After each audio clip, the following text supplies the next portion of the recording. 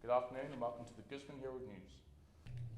A fault with 50 kV power lines in Stanley Road near Lyndhurst Street cut power to just 7,300 consumers in Gisborne City on Saturday afternoon.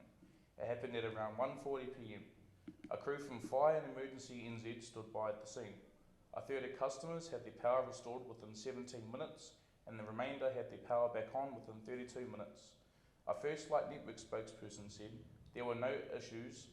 Aged care facility night shift nurse Barbara Lewis says, Tied team nurse to speak at a recent New Zealand Nurses Organisation public meeting where issues around pay, conditions and staffing leaves were discussed.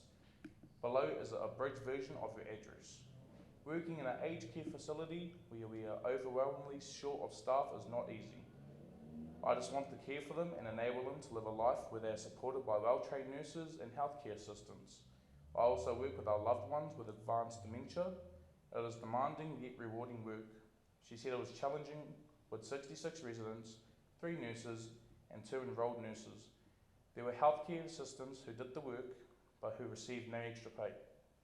More nurses are needed across the health sector. This is what we need. We take care of the most vulnerable people in our community. It is like no one takes notice of them, but there is a small number of workers working for them. Some of our workers are living on a starvation wage. Those on level 2 and level 3 are just struggling. The rates of pay are too low for the complexity of work.